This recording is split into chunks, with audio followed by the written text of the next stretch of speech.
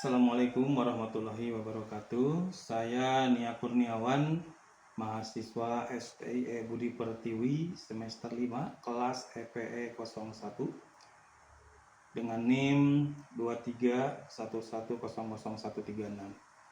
Akan memberikan melaksanakan presentasi atas tugas mata kuliah Ekonomi Internasional dengan dosen pengampu Ibu Perawati SEMECDEF.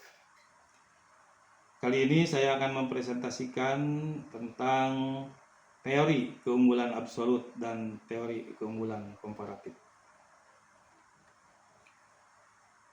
Teori keunggulan absolut adalah suatu negara dikatakan memiliki keunggulan absolut jika negara tersebut dapat memproduksi suatu barang dengan lebih efisien dibanding dengan negara lain.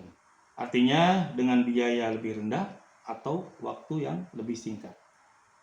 Kemudian teori keunggulan komparatif adalah suatu negara tetap dapat memperoleh manfaat dari perdagangan internasional meskipun tidak memiliki keunggulan absolut.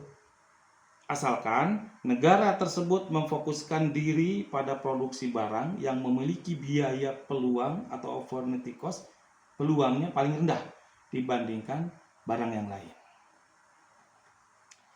Contoh dari dua teori keunggulan.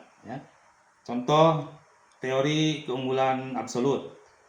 Indonesia bisa memproduksi kopi lebih efisien daripada Jepang.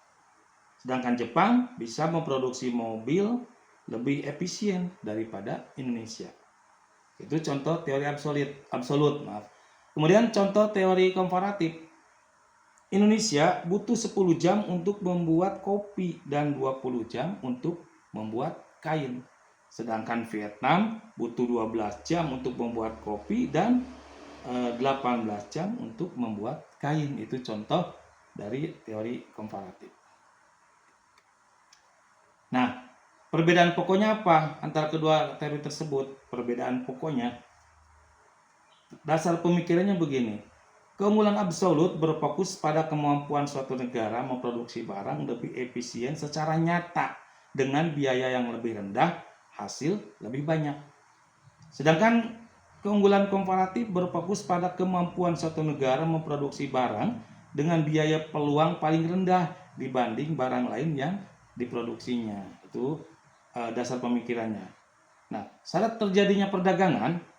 Pada keunggulan absolut, perdagangan hanya menguntungkan jika masing-masing negara unggul pada barang yang berbeda. Syarat kemudian pada keunggulan komparatif, perdagangan tetap menguntungkan meskipun suatu negara lebih efisien dalam semua hal karena keuntungan muncul dari adanya perbedaan biaya peluang. Apa hasil dan manfaatnya? Dalam keunggulan absolut, tidak semua negara pasti mendapat manfaat perdagangan. Tapi dalam keunggulan komparatif, semua negara bisa memperoleh keuntungan dari spesialisasi dan pertukaran barang tersebut. Nah, penerapan teori keunggulan absolut, nih, contohnya Amerika Serikat dan Arab Saudi. Ini contoh penerapannya. Amerika Serikat memiliki keunggulan, keunggulan absolut tentunya dalam teknologi dari industri manufaktur, pesawat terbang, komputer, perangkat lunak, dan lain sebagainya.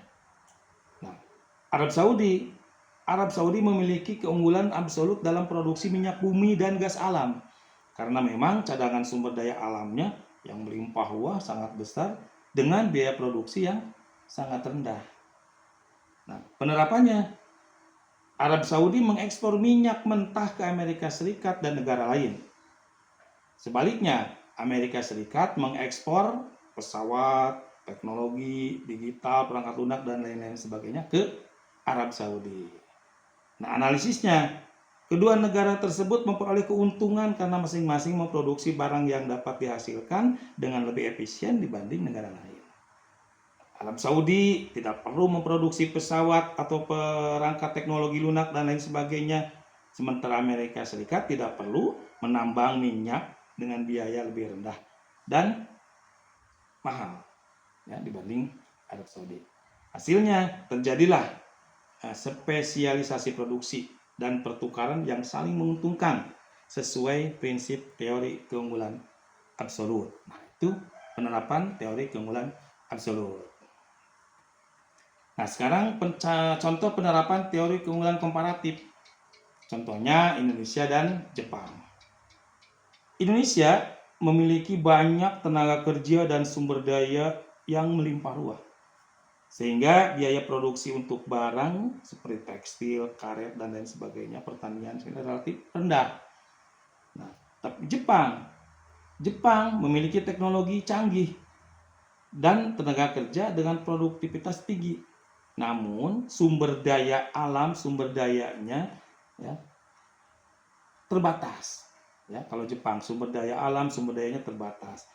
Nah, Jepang unggul dalam mobil, elektronik, rumah, mesin, dan lain sebagainya, industri lah.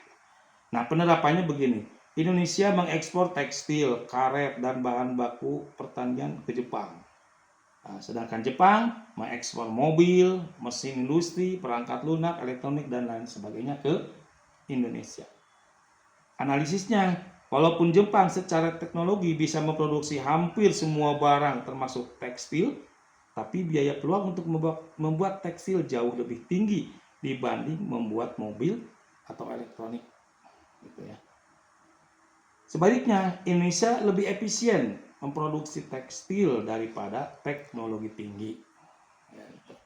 Nah, hasilnya kedua negara mendapat manfaat dari spesialisasi berdasarkan biaya peluang yang paling rendah sesuai teori keunggulan komparatif. Nah, itu penerapan teori keunggulan komparatif, contohnya Indonesia dan Jepang. Nah, analisis kritisnya, relevansinya terhadap kondisi ekonomi global saat ini. Global value atau rantai pasok global, produksi barang kini dilakukan lintas negara. Misalnya, satu ponsel dirakit di Tiongkok dengan komponen dari berbagai negara. Ini menunjukkan bahwa keunggulan tidak hanya pada negara, tetapi pada spesialisasi proses produksi. Nah, peran teknologi dan digitalisasi negara yang berinvestasi pada inovasi dan teknologi tentunya menciptakan keunggulan baru, misalnya A1, semikonduktor, dan lain sebagainya. Ya, AI maksudnya. Nah, isu keberlanjutan teori klasiknya begini.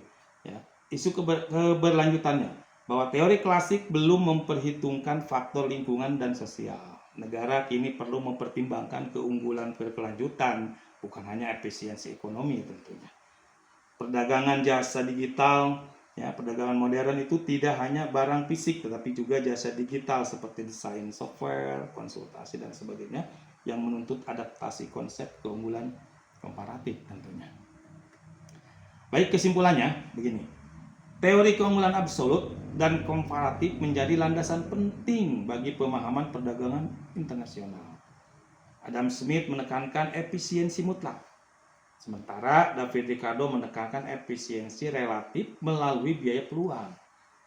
Efisiensi relatif melalui biaya peluang itu dalam praktiknya, ya, tentunya dalam praktik kedua teori tersebut itu tetap relevan untuk menjelaskan pola perdagangan antar negara. Meskipun perlu disesuaikan dengan kondisi global saat ini yang lebih kompleks, dinamis akibat globalisasi, teknologi, dan tantangan keberlanjutan. Ya. Baik, itu yang dapat saya sampaikan. Dan di akhir kata, mohon maaf atas segala kekurangan. Assalamualaikum warahmatullahi wabarakatuh.